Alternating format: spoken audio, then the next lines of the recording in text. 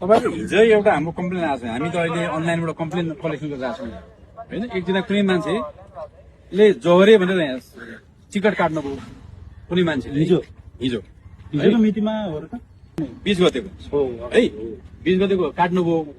अनि के भएछ भने यहाँ तपाईँले सुन्नुहोस् है, म सुनाइन्छु कम्प्लेन। यो गाडीले अस्ति सुर्खेतबाट जहरे भनेर टिकट काट्न लाग्यो। अनि उसले जहरे नल्याएर भेरी फुलपारी गुमीको बजारमै छोड्न लाग्यो। हामी यात्रुहरू करायौं। त्यसपछि उसले रिसले यस्तो स्पिडमा गाडी हाँक्यो कि भेरी पुलमा गाडी आँखा चिम्लेर धन्न दुर्घटना हुने जस्तो गरायो। सबै यात्रु डराए। यस्ता चालकलाई यातायात अनि ट्राफिकहरूले के कारवाही गर्छ हेर्छौं भनेर एउटा कम्प्लेन आयो। हुन्छ यो मिल्छ त? तपाईँले सर्ट सुन्नु न, तपाईँले कुनै ठाउँमा चाहिँ जाने भने तपाईँको टिकट काट्नुहुन्छ, पैसा तिर्नुहुन्छ, तपाईँ कर्तव्य त उसलाई त्यो तोकियो गन्तव्यमा लैजाने होला नि।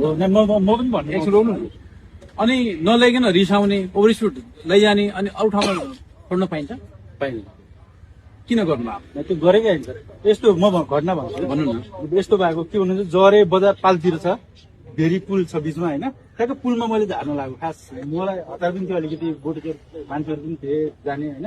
अनि त्यहाँ पुण्य निर लगेर ल झरिन्न त भनेर मैले भनेको उहाँले तपाईँले छोड्नुपर्ने कहाँ? ठ्याक्कै पालतिर बजार किन पातिर नजानु भएको? अलिकति हतार भयो। हतार भएर हुन्छ? तपाईँले पैसा लिँदा हतार हुन्छ हुँदैन? तपाईँले पैसा लिँदाखेरि जहरे पारेको पैसा लिनुहुन्छ। अनि तपाईँले आफ्नो अनुकूललाई फाइदा हुने गरी अनि फेरि अर्को ठाउँमा चाहिँ छोड्न त पाइन। कि त मैले चाहिँ राजी हुनु पर्यो, ल ठिक छ गुरुजी म यहीँ गर्लन्छु भनेर म तयार हुनु पर्यो। होइन भने त तपाईँले यात्रुलाई तोकेको ठाउँमा छोड्नु पर्यो नि त। तपाईँको कर्तव्य हो कि होइन? तपाईँको सवारी साथमा चढ्ने यात्रुको सुरक्षा, उसको गन्तव्य स्थानमा पुर्याउनु तपाईँको काम होला नि त। तर यही हो कि हाम्रो समाजमा हाम्रो स्वार्थ अनुकूल हामी चल्छौँ क्या। मेरो कर्तव्य के हो मैले बुझ्दैन नि त। मेरो कर्तव्य त मेरो यात्रुलाई पुर्याउनु पर्ने हो। तर अब अहिले के बुझ्नुहुन्छ भने अब नागरिक सचेत छन् है। भोलि हामी प्रहरीले गरेका कुरा पनि यस्तै आउँछ। हामी मैले सायद आह्वान गरिरहेको छु। तर अहिले यो हेरेर मैले तपाईँलाई यहाँ साथीलाई रिले गरेर तपाईँ गाडी यहाँ झिकाएको। तपाईँलाई दुःख दिन होइन कि यो तपाईँलाई करेक्सन गर्न लागेको हो।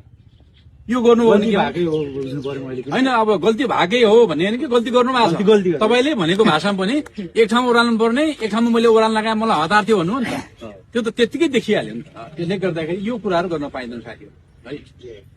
अहिले बढी भाडा असुल्ने अनि त्यसै पनि के छ भने यात्रुलाई चाहिँ छिटो लिन पाइन्छ भने ओभर स्पिडमा अगाडि गएर कम्पिटिसन गर्ने यस्तरी स्पिड लान्छ। अस्ति म नेपाल जाँदै थिएँ, त्यो हरिएको यता जंगलमा एकछिन कहाँ बन्द भयो त यस्तरी एउटा गाडी हुत्तिएर आयो कि धन्नै हानेको मलाई क्या। इभी गाडी नै हो। तर यो कुराहरूलाई के बुझ्नुहोस् भने सबैभन्दा ठुलो आफ्नो ज्यान सुरक्षा हो क्या, तपाईँको पैसा होइन।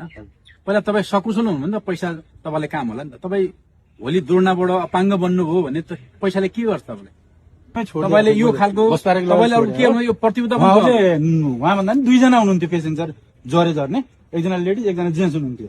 अनि उहाँलाई लगेर पछि छोडेको। तपाईँले कमिटमेन्ट के गर्नु पर्यो, यस्तो खालको गल्ती नगर्नु। तपाईँले कमिटमेन्ट भन्नुहोस् न। मैले अब जानी नजानी त्यो गल्ती चाहिँ मैले गरेँ होइन, ठाउँमा पुर्याउन पाएन। अनि अन्य ठाउँमा त्यो भने ठाउँमा उहाँलाई छोड्न नसकेर अन्त छोड्न खोज्दा अब यो विषय आएर थाहा थिएन। आयो मैले अब गल्ती गरेँ। अब आइन्दा गरिन्न है।